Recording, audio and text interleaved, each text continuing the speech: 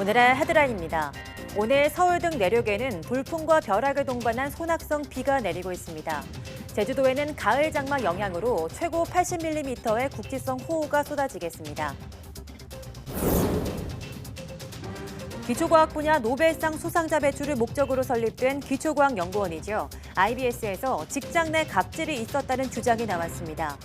노조 지부장이 노조 설립 이후 이유 없이 괴롭힘을 당했는데 IBS는 갑질을 당했다는 근거가 없고 노조 활동 이유로 차별했다는 주장도 사실과 다르다고 말했습니다. 일본의 화이트리스트 배제로 획기적 기술로 일본을 넘어서자는 프로젝트가 본격화됐습니다. 1분 충전으로 600km를 주행하는 전기차를 포함해 산업계 판도를 뒤바꿀 미래 기술 과제에 연구자들이 도전장을 내밀었습니다.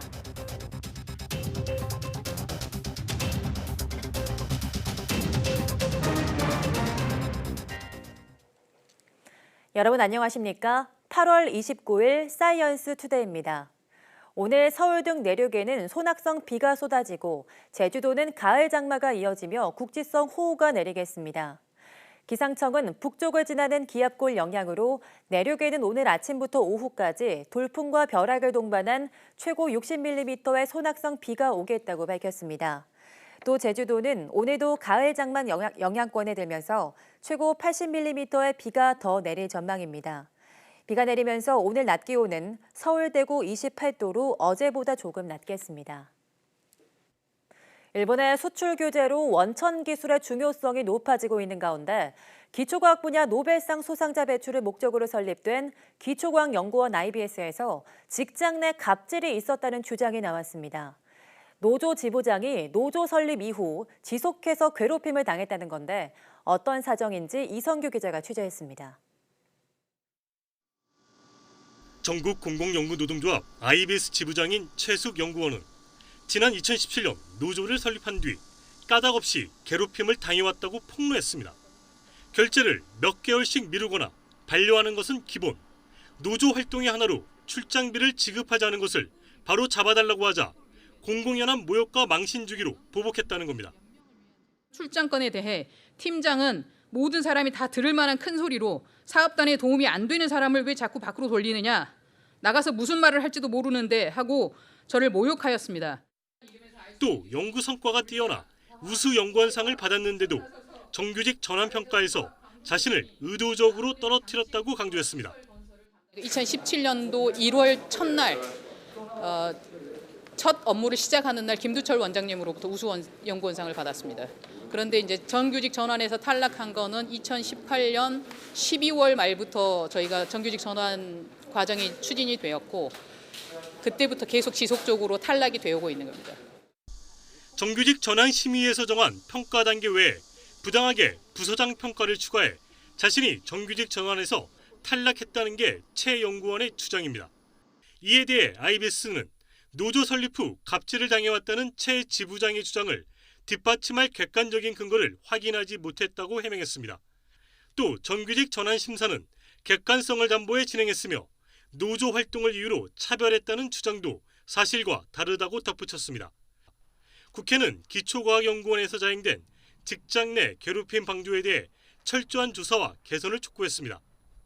과학자들이 우대받는 그런 대한민국이 되어야 정말 대한민국이 발전할 수 있다 생각합니다. 그런 점에서 이건 노동부가 나서기 이전에 청와대에서 직접 바로 조사를 좀 해서 그동안의 그 잘못된 것을 바로 잡고 시스템을 좀 바꿔야 된다는 생각을 하고 있습니다. 전국 공공연구노동조합은 IBS 직장 내 괴롭힘에 대한 진정서를 노동부에 제출하고 청와대 국민청원을 올릴 계획입니다. YTN 사이언스 이성규입니다. 유영민 과학기술정보통신부 장관이 5G는 우리나라가 전 세계를 선도하고 있는 대표적인 성공 분야라며 부품 소재 등 우리가 취약한 분야에서도 이런 노력이 이루어진다면 기술 자립을 이뤄낼 수 있다고 말했습니다. 유 장관은 김학도 중소벤처기업부 차관과 함께 경기도 화성시에 있는 중견 5G 장비 제조 업체를 방문해 이같이 밝혔습니다. 이날 유 장관은 업체의 5G 장비 생산 라인 현장을 둘러본 후 5G 장비 제조사와 소프트웨어사, 이동통신사 관계자들이 참여하는 간담회를 열어 현장의 목소리를 들었습니다. 이번 현장 방문은 5G 서비스 확산에 따른 국내 기업의 성과를 점검하고 일본의 수출 규제로 인한 문제를 파악하기 위해 마련됐습니다. 이어서 유 장관의 말 직접 들어보겠습니다.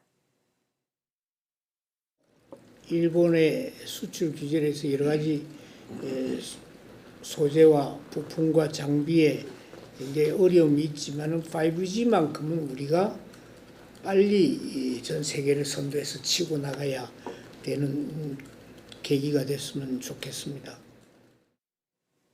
내년도 국가 연구개발 R&D 예산이 올해보다 17.3% 늘어난 24조 1천억 원으로 편성됐습니다. 정부는 국무회의를 열고 이런 내용을 담은 내년도 정부 R&D 예산안을 의결했습니다. 내년도 R&D 예산에는 최근 일본의 수출 규제에 대응하기 위해 소재, 부품, 장비 분야 연구개발에 쓰일 1조 7천억 원이 포함됐습니다. 또 기초연구와 인재 양성에 2조 3천억 원, 4차 산업혁명의 핵심 인프라 기술 개발에는 2천억 원 증액된 5천억 원이 배정됐습니다. 과기정통부의 내년도 예산도 올해보다 1조 3천여억 원 늘어난 16조 2천여억 원으로 편성됐습니다. 일본의 화이트리스트 배제로 수출 규제가 가시화한 가운데 획기적 기술로 일본을 넘어서자는 프로젝트가 본격화되고 있습니다. 1분 충전으로 600km를 주행하는 전기차를 포함해서 산업계 판도를 뒤바꿀 초고난도 미래기술 과제에 연구자들이 도전장을 내밀었습니다. 이기정 기자입니다. 평소 전기 자동차를 애용하는 회사원 이영민 씨. 친환경과 유지비용 절감 효과는 좋지만 긴급한 상황에 대비한 충전이 늘 신경 쓰입니다. 충전 시간이 오래 걸리다 보니까 그것만 해결되면 정말 편하게 사용할 수 있을 것 같은데 그것만 해결되면 정말 좋을 것 같아요. 일본의 수출 규제 이후 기술 독립에 대한 자성의 목소리가 높아지는 가운데 1,600억 원이 걸린 알키미스트 프로젝트가 인천 송도에서 본격화됐습니다. 연금술사라는 뜻의 알키미스트는 어려운 과제를 해결할 독창적이고 파급력이 큰 산업 기술을 개발하자는 겁니다. 이제는 우리도 선진국을 따라잡는 기술에서부터 선진국을 초월하는 그러한 기술을 해서 핵심 기반 기술을 확보해야 되는 그러한 단계에 나와 있습니다. 알키미스트 프로젝트가 그런 쪽에 큰 도움을 줄 것이라고 기대를 합니다. 산업계 판도를 뒤바꿀 미래 기술 6가지 가운데 관심을 끄는 건 1분 충전으로 600km를 주행하는 전기차. 이 기술이 개발되면 부담 없이 국내 전역을 누빌 수 있게 됩니다. 또 도로를 달리면서 스스로 공기를 정화하는 자동차도 과제 중 하나입니다. 미래의 로봇슈트는 노화와 장애 등으로 저하된 근육 활동을 도와줘 100m를 7초 이내에 가볍게 주파할 수 있는 능력을 갖게 도와줍니다. 1차 평가를 통해 선발된 18개 연구팀은 앞으로 2년 동안 토너먼트 방식으로 선행 연구를 하게 됩니다. 2년 뒤엔 본선에 오른 6개 팀이 각각 최고 70억 원의 연구비를 지원받아 초고난도 미래기술 연구에 집중하게 됩니다. 일본의 그 화이트리스트 배제 관련해서 이 알키미스트 프로젝트에 갖는 의미, 중요성이 더 커진 것 같습니다. 올해는 지금 현재 6개 과제에 이제 시범 사업 중심으로 하지만 내년부터는 좀 더 이걸 확대해 나갈 걸로. 산업자원부는 과기부와 함께 향후 창의적인 R&D 예산 규모를 대폭 확대해 일본을 넘어서도록 과학기술 역량을 키워나가겠다는 구상입니다. YTN 이기정입니다. 정부가 내년도 예산을 올해보다 9.3% 늘어난 513조 5천억 원으로 편성했습니다. 지난 2017년 400조 원을 넘어선 이후 3년 만에 500조 원을 넘는 초수퍼 예산으로 짠 겁니다. 일본의 경제 보복 등에 대응해서 혁신 성장을 촉진하고 경제 활력과 일자리 확대에 초점이 맞춰졌습니다. 오인석 기자입니다.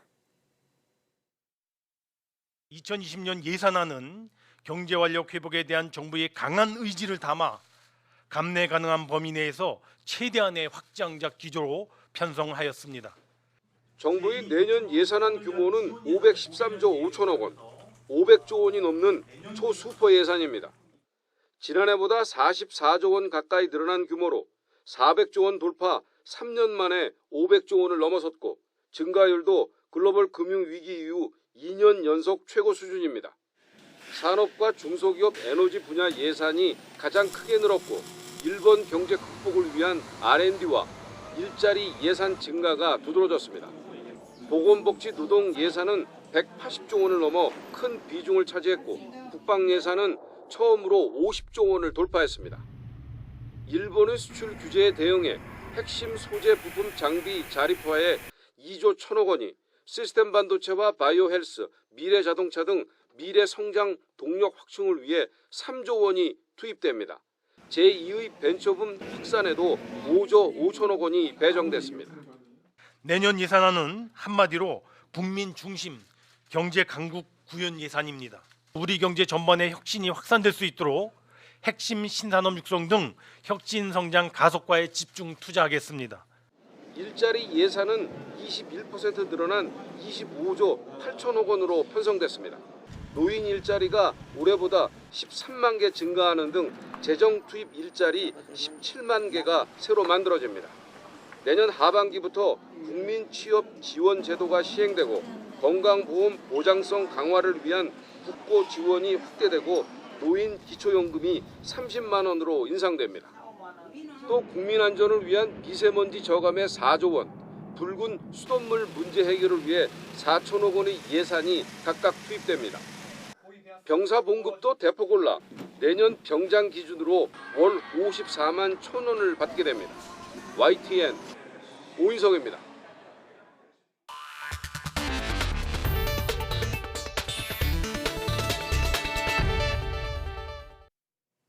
세계 광융합산업의 흐름을 한눈에 볼 수 있는 비즈니스 페어가 열렸습니다. 20여 개 나라의 바이어들이 400억 원대 수출 협약도 맺었습니다. 김범한 기자가 보도합니다. 4차 산업혁명의 핵심인 인공지능과 사물인터넷, 그리고 자율주행차 등의 기반 기술인 광융합산업. 김대중 정부에서 시작해 광주를 중심으로 광산업 육성에 시동을 걸면서 우리도 선진국과 어깨를 나란히 하게 됐습니다. 우리 광융합산업은 새로운 시대를 이끌고 융성시키는 핵심 산업으로 어느 때보다도 더 큰 기대를 모으고 있습니다. 국회에서는 광융합기술 개발을 활성화하고 경쟁력을 강화하기 위한 광융합산업진흥법도 제정했습니다.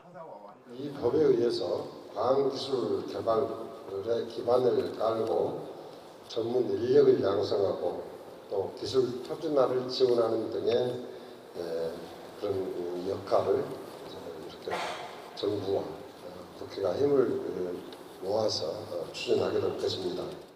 광융합산업의 흐름을 한자리에서 볼 수 있는 전시 판매전이 열렸습니다.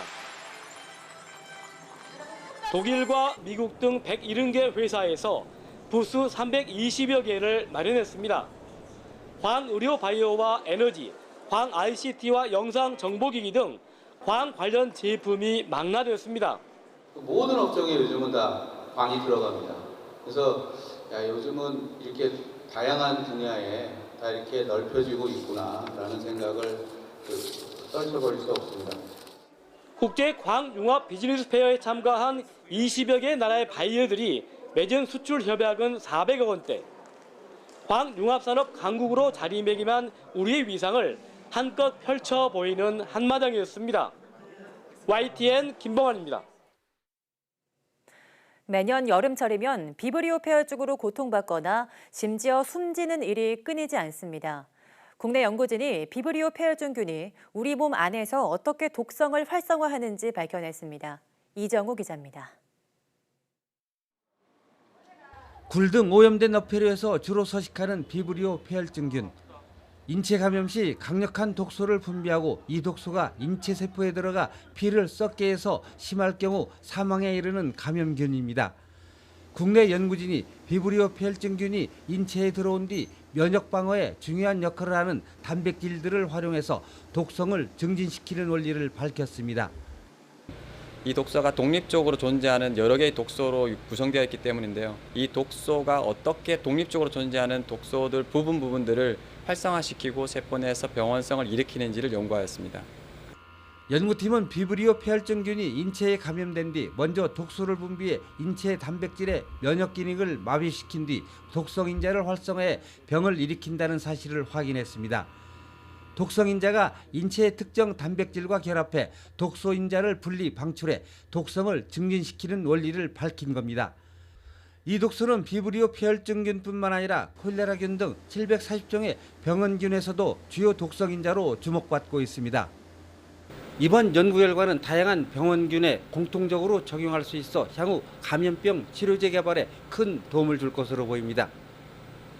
숙주에 단백질이 결합되는 것을 저희가 저해할 수 있는 물질이 개발된다면 다양한 병원성 균을 치료할 수 있는 감염 치료제에 응용이 될 수 있는 중요한 연구 결과입니다. 이번 연구 성과는 미국 국립과학원 회보지 PNAS 온라인판에 실렸습니다. YTN 이정호입니다.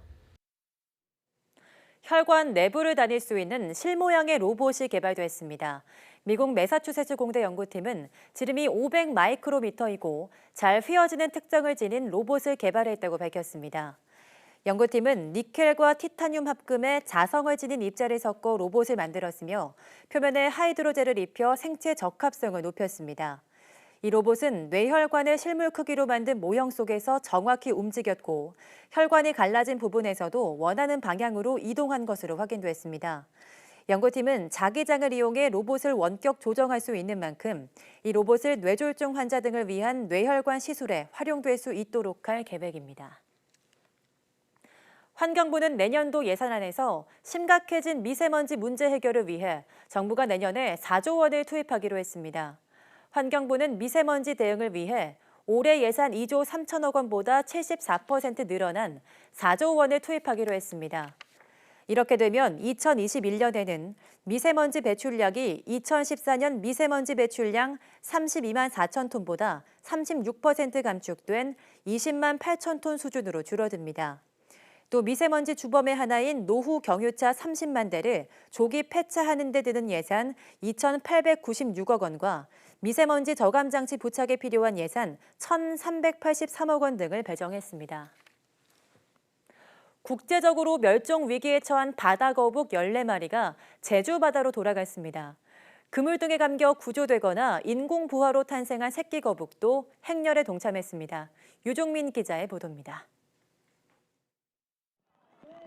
바다 거북들이 지느러미를 움직이며 앞으로 나아갑니다. 고향 냄새를 맡은 듯 바다를 향해 느리지만 힘차게 발걸음을 옮깁니다. 이번에 바다로 돌아간 바다 거북은 모두 14마리. 이 가운데 4마리는 그물 등에 감겨 표류하다 구조된 것입니다. 구조된 거북들은 길게는 1년 3개월 정도 재활 치료를 받았습니다. 가장 이 외상이 심했던 이 앞 지느러미 부분이 회복될 수 있도록 주력을 했고요. 그거에 맞게 항생제 주사 및 그다음에 영양제 같은 것들 같이 투여하면서 건강 회복에 주력하였습니다. 연구 목적으로 반입된 거북과 인공 부화된 새끼 거북도 바다로 돌아갔습니다. 제주 바다에서 멸종 위기에 처한 바다 거북을 방류하기 시작한 것은 2년 전부터입니다. 바다 거북의 산란이 여러 차례 확인된 데다 먹이가 풍부하고 태평양으로 이동이 쉬워 생존에 적합한 곳으로 평가되고 있습니다. 제주도 남쪽 가장 따뜻한 색달 해변이 과거부터 이 거북이가 올라와서 산란을 했던 곳입니다. 거북이가 회귀성이 아주 강한 종입니다. 그래서 산란할 때는 자기가 방류한 지역에 다시 올라와서 산란을 하는 종입니다. 이번에 방류되는 바다 거북에는 추적 장치 또는 개체 인식표를 부착해 이동 경로를 파악할 계획입니다. 해양 오염과 쓰레기 등으로 서식지가 사라지면서 급격히 줄고 있는 바다 거북. 국내 산란지 회복을 위해 방류된 바다 거북들이 다시 제주 바다로 돌아와 산란하는 광경을 볼 수 있을지 주목됩니다. YTN 유종민입니다.